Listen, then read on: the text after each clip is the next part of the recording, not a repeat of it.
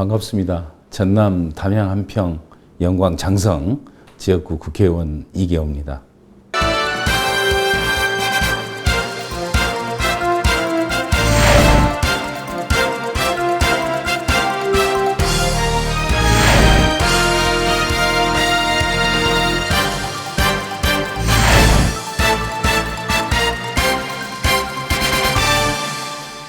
반갑습니다. 21대 국회 압도적인 지지로 입성을 하셨습니다. 그동안 지지와 성원을 보내주신 지역구 주민들과 또 BTN 시청자들에게 인사 말씀 부탁드리겠습니다. 네, 우선 담양 한평 영광 장성 지역 구민들께서 지역의 83.1%는 압도적인 지지를 보내주셨습니다. 늦었지만 이 기회를 빌어서 거듭 감사와 또 고마운 마음 전합니다. 저에게 그런 압도적인 지지를 몰아주신 뜻을 저는 잘 알고 있습니다. 열심히 일하고 부지런히 뛰어서 정말 지역에서 또 의정 활동을 통해서 좋은 평가를 받는 국회의원이 되라는 그런 성원이라고 생각을 하고 최선을 다하도록 하겠습니다. 그와 함께 이제 우리 불자 여러분들 또 제 지역구에 이제 제 18교구 본사 백양사가 있고 또 많은 말사들이 있습니다만은 스님들, 불자 여러분들이 또 함께 성원을 해주셨습니다. 부지런히 또 불자로서 활동도 잘하도록 하겠습니다. 21대 국회 1호 법안으로 대표 발의하신 이제 고향사랑 기부금법이 이제 얼마 전 국회 본회의를 통과를 했습니다. 의미가 남달랐을 것 같은데요. 좀 어떠신가요? 고향사랑 기부금법은 우선 이제 제가 지난 20대 국회 때부터 계속 발의를 했던 법안입니다. 농촌이 굉장히 어렵지 않습니까? 요즘 농촌이 소멸될 위기에 놓여 있고 농촌을 중심으로 한 지자체가 이제 향후 30년 이내에 전국에 46%가 없어진다는 그런 또 통계가 있습니다. 그것처럼 어려운 농촌을 구할 수 있는 여러 가지 이제 논의들이 이루어지고 있습니다만은 가장 유용한 정책 수단이 고향사랑 기부금이라고 생각을 합니다. 저로서는 제 지역구도 마찬가지입니다만 농촌을 살리는데 필요한 제도를 한번 만들어보자는 뜻에서 정말 열의를 갖고 집중적으로 노력을 했던 그런 법안입니다. 다행히 지난달 말에 이제 국회 본회의를 통과를 해서 2023년 이제 시행을 앞두고 있습니다.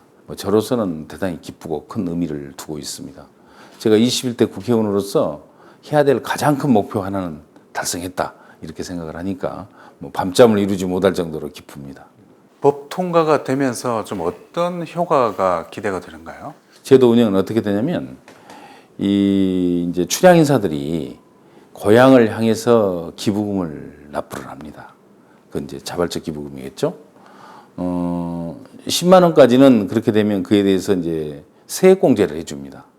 그리고 이제 500만 원까지 이제 기부금을 낼 수가 있는데 그 이제 10만 원을 초과하는 금액에 대해서는 일정한 정도 세율 공제를 해주도록 그렇게 세제 혜택이 주어지고요. 또 이제 고향의 지자체에서는 그 납부를 한 분에 대해서 기부금의 30% 범위 내에서 고향 특산물로 답례를 하도록 되어 있습니다. 그렇게 하니까 결국 이 기부금을 내신 분들은 일정한 정도까지는 세액공제를 그대로 되돌려 받습니다. 그러니까 고향을 사랑하는 마음을 표현할 수 있다는 그런 자긍심을 가질 수가 있고 또 고향 지자체에서는 그 기부금을 모아서 일반 회계로 전환을 시켜서 지역 발전을 위한 또 지역 주민 복지를 위한 이 재원으로 활용할 수가 있는 거죠. 그래서 어려운 지방 재정에 큰 활로가 될 수밖에 없고요. 기부자, 또 고향 그리고 국가가 함께 참여하는 삼일체가 돼서 참여하는 그런 이 지방 지원 체제 이렇게 말씀을 드릴 수가 있겠습니다. 농어촌을 단순하게 지원하는 것뿐만이 아니라 도농이 함께 상생할 수 있는 그렇습니다. 그런 선순환의 법이 될 수도 있겠다 이렇게 볼 수 있겠네요. 농림축산식품부 장관도 지내셨는데요. 이번 국회에서는 또 농해수위 위원도 하고 계십니다. 농어촌 발전을 위해서 좀 어떤 이런 동력이 좀 필요할까요? 우선 당장에 저는 국가적 인식이 좀 바뀌어야 된다고 생각합니다. 정말 농촌이 필요 없는 공간이 아니고 정말 국가의 발전과 균형을 위해서는 반드시 지켜야 될 공간이다. 이런 인식들을 좀 가져나가는 이 정책적 그 전환이 필요하다고 생각을 하고요. 그래서 뭐 예산 지원을 비롯해서 또 제도적 지원, 또 법률적 지원, 또 국민적 관심 뭐 이런 부분들을 좀 끌어올리는 지금보다는 그런 노력들이 범국가적으로 이루어져야 한다고 생각을 합니다. 어느 선진국이든지 농촌을 살리지 않는 선진국은 없습니다. 농촌과 함께 공존하지 않는 선진국은 없습니다. 농촌 지자체에 대해서 과감한 지원을 하는 또 그런 제도적 장치가 뒷받침이 돼야 된다고 생각을 합니다. 지금 이제 문재인 정부 마지막 국감이 이제 진행이 됐습니다. 이번 국감에서 좀 중점을 뒀었던 부분이 있으신가요? 제가 장관하면서 도입을 했습니다만 이 공익형 직불금으로 우리 농촌 직불금이 제도가 바뀌었습니다. 과거에는 쌀에 대해서 그리고 대농 중심의 그러한 직불금 체제가 이제 소농과 모든 작물, 전 작물에 대해서 지급을 하는 체제로 바뀌었습니다. 작년에 이제 첫 집행을 했고 올해 이제 두 번째 해가 되고 있습니다만 집행하는 과정에서 보니까 여러 가지 보완할 점들이 나옵니다. 이러한 제도를 반드시 고쳐야 되겠다 해서 정부에 이제 강력히 촉구를 하고 있고요. 그와 함께 코로나19 국면에 있어서도 정부가 더 관심을 가지고 그분들이 하루빨리 이 재난으로부터 벗어나서 재기를 할 수 있는 기반을 만들어 드리는데 역점을 두고 국감을 진행하고 있습니다. 의원님께서는 이제 국회 정각계 회원이시고 또 BTN 자문위원도 지내셨습니다. 그 정도로 대표적인 불자 의원이신데요. 최근 이제 불교계에서는 이 전통 사찰 보유 토지에 대한 종합부동산세에 대해서 여러 가지 어려움을 많이 호소를 하고 있습니다. 뭐 심지어는 이 종부세 폭탄이다라고 말할 정도로 우려가 큰데요. 의원님께서는 좀 어떻게 보십니까? 종부세를 사찰에까지 부과하는 것, 그건 재고가 돼야 된다고 생각합니다.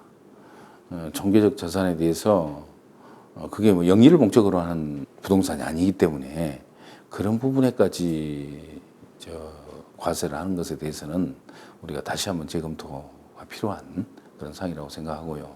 다만 이제 국민적 합의라는 문제가 있기 때문에 이 불교계의 어려운 점 그런 측면에서 보면 반드시 종합부동산세 과세 문제는 재검토가 돼야 된다고 생각합니다. 고향사랑 기부금법 이외에 또 21대 국회의 의정활동의 목표가 있으시다면 좀 어떤 것이 있을까요? 공익형 직불금 개선안과 관련된 법안들이 빨리 하루빨리 좀 국회를 문턱을 좀 통과해서 농민들에게 정말 큰 도움을 주는 공익형 직불금이 되었으면 좋겠고요. 두 번째는 이 지역 균형 발전과 관련된 여러 가지 지금 법안들을 구상을 하고 있고 이미 제출을 하고 있습니다. 그런 지역 균형 발전법 개정을 비롯한 또 지역 균형 발전 정책들이 하루빨리 좀 정착이 되었으면 하는 바람을 가지고 계속해서 의정 활동을 해나갈 그럴 방침입니다. 한 가지만 더 덧붙이면 어려운 지자체가 더욱더 어려워지는 부익부 빈익빈의 그런 현상을 유발을 하는 경우가 많습니다. 그런 부분을 하나하나 찾아서 법적으로 개선할 부분은 법을 개정해 나가고 또 제도적으로 바꿀 부분에 대해서는 뭐 기회 있을 때마다 정부에 촉구를 해서 그런 부분이 좀 정상화될 수 있도록 그런 노력들을 더 하고 싶습니다. 의원님께서는 이제 국회에서 젠틀맨이라고도 통합니다. 아이고, 그 정도로 맞습니다. 여야를 아우르는 화정의 정치를 펼치고 계시는데요. 앞으로도 한국 정치의 발전과 또 민생에 도움이 되는 여러 법안들을 잘 만들어 주시길 바랍니다. 네, 오늘 인터뷰 고맙습니다. 감사드립니다.